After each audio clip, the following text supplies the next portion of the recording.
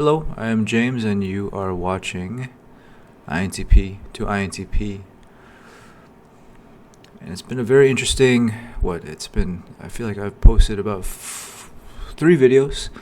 This is the 4th one now.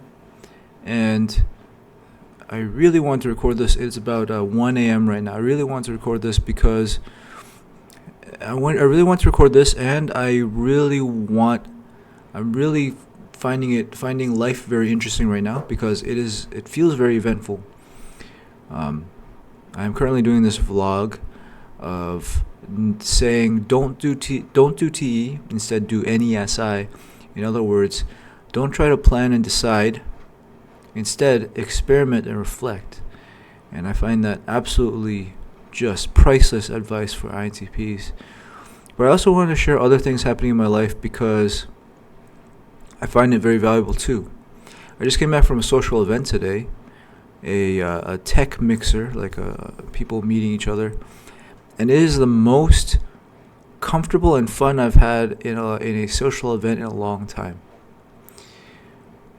And I'd like to first share a high-level philosophy shift I've had in MBTI that I think is just simply true.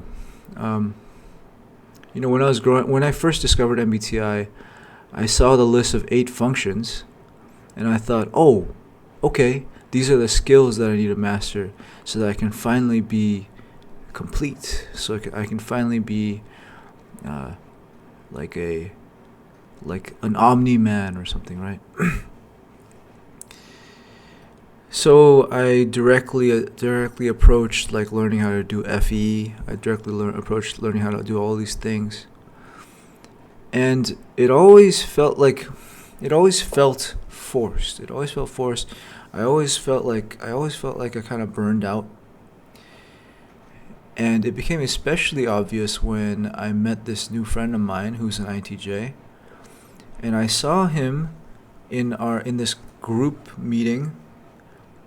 Just what I realized unconsciously, I just spoke from intuition. I said, "You're not being yourself. You're not being yourself. You're just going around and SEing everywhere. You're trying to SE everything." And because he was doing that, it felt really inauthentic and just kind of annoying. It's like nothing. There's no substance there. INTJs can have plenty of gravitas, plenty of substance if they speak from TE, if they share from TE, and they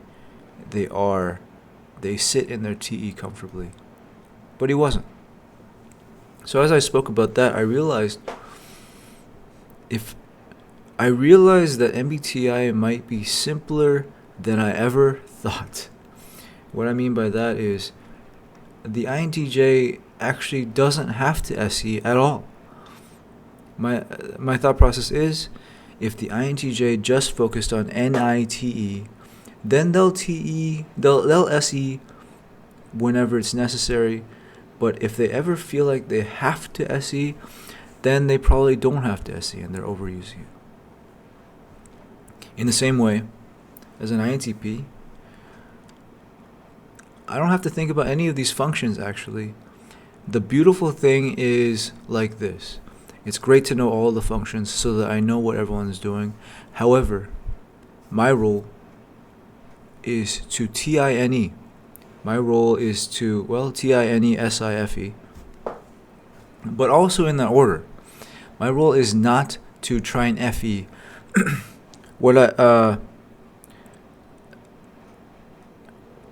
I've seen is, if I focus on TINE, then I am the most authentic I can be, and I'm the most powerful I can be. The other thing I'd like to say about this is,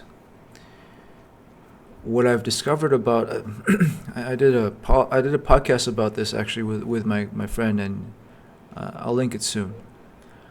But what I've discovered about our 4th functions is, I think as we're growing up, since it is our soft spot, we learn how to cope with it. And we never realize that we don't have to anymore.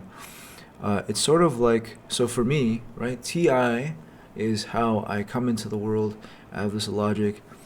And then the soft spot is other people's emotions. Like I speak my TI and then I hurt someone's feelings, and then I feel scared. From that moment on, let's say when I was 6 years old, I was always afraid of hurting people's feelings.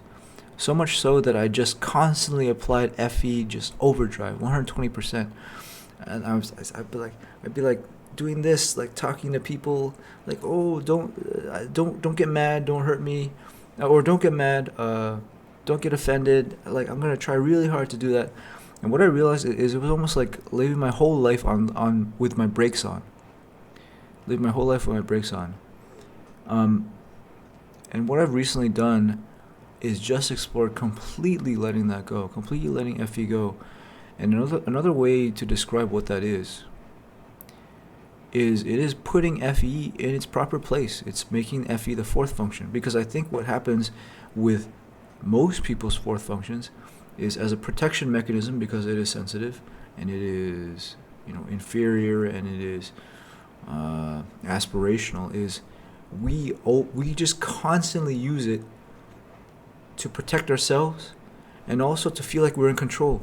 And so I would go into every situation being like, FE, please don't fail in my FE. I'm gonna try and make sure that But then I've been watching a lot of Aaron Dowdy videos, and it talks about detachment, and I realized, what I can do here is I can explore detaching my FE. And what I've discovered is things like this. If there's a person standing in front of me, let's say during a conversation, and I don't know anything to say, I don't have to say anything. I don't have to worry. I don't have to wonder about how they're feeling. I don't have to try to make them feel good. Maybe they don't want to talk either. We can literally just sit there in silence. That is also possible. The other thing I explored about this with with our inferior functions is actually what's incredible, what's fascinating about these functions is when they're in the hero, people get really, really comfortable with them and free with them. So a hero FE is actually someone who can be very mean. And the reason why they can be is because they know that no matter what happens, they'll be able to use the FE to fix what they did afterwards. So it's almost like a surgeon being so comfortable with the bones that they break the bone so that they can set it properly. Me with my inferior FE, I just go around like this. I did that. I went around like that, and it was very tiring, and also just I'm sure it really rubbed people the wrong way because they could see that it wasn't real. I was using FE to protect myself, not really to do anything. So the thing that I've been exploring doing is just completely detaching from FE and understanding that FE will come out naturally. FE is an unconscious thing, and I don't have to force it like that. As I explored that, I'll share it all. As I explored that, I started to realize, if I completely release that, it might almost be like the agitated pond being left alone for a few days. Like a pond is spinning up mud. And then if I stop agitating FE and I just let it be, I start to really see who I am. And I wondered, maybe if I keep doing that, then I'll see FI. I'll be I can be much more clear on who I am, maybe. That part is in progress. But the other thing I discovered was, if I let go of FE completely, maybe I can also explore deeply. Maybe the way I can engage with the world powerfully is by just really going any hard. Just looking around, seeing everything as a connected system. Like, the inside of this tape was produced in one factory and then the outside was produced in another. The glue on this, and just looking out into people and seeing that people have their own lives, looking into a person's eyes and seeing that they have they have family and friends and they've lived decades. The clothes they're wearing, they bought it one time. I was exploring doing that in a social event, and it was so freeing because I have a lot of confidence in NE, and if I completely detach from FE, I have nothing to be scared of in this situation. It's amazing. It was an amazing experience, and yeah, I mean things like I can just say, okay, I'm gonna go. See ya. I don't have to do any of this like call me sometime. I don't have to do any of that self-protection really, and then self-protection is it's a burden. It actually self-protection feels very just gross for other people. So I'm really glad I'm noticing this and releasing it. What I've seen also is it creates a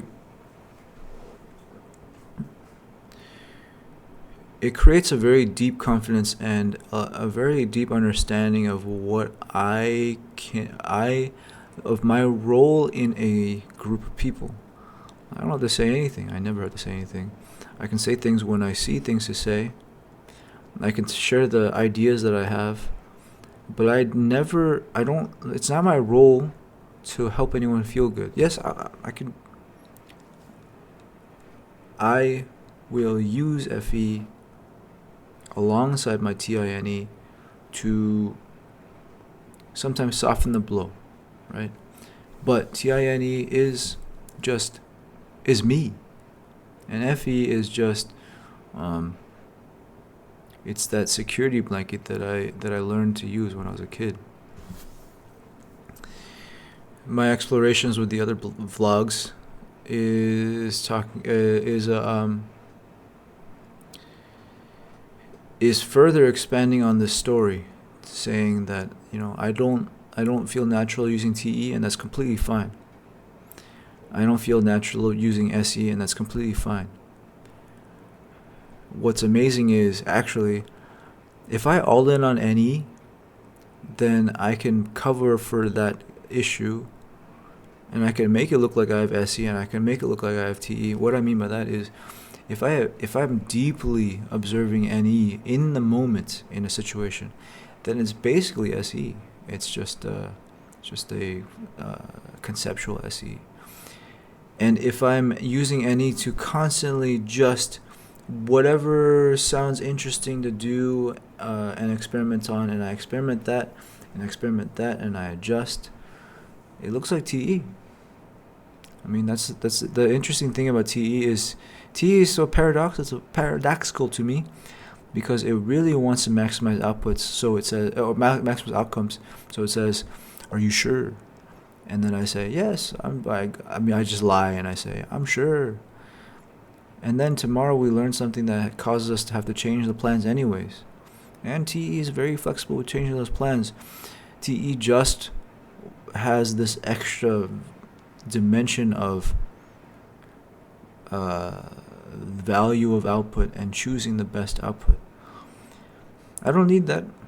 I can choose instead the most interesting and promising, interesting idea that will teach me the most.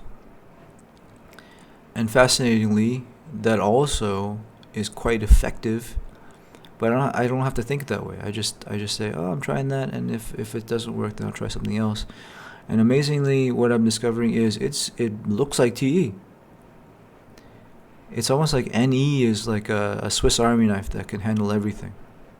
So I'm deeply diving into it. And also, I don't have to use FE. And a lot of times I'm not using FE for good reasons. I'm using FE to protect myself. It's been a very interesting past few days. Just a lot of releasing things that I've been spiritually connected to.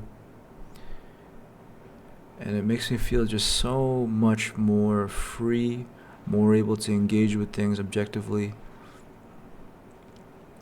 Time slowed down.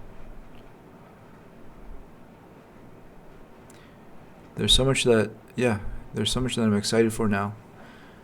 And there's just more philosophy kind of ideas that I would love to share, because I realized them, and I think they're life-changing for me.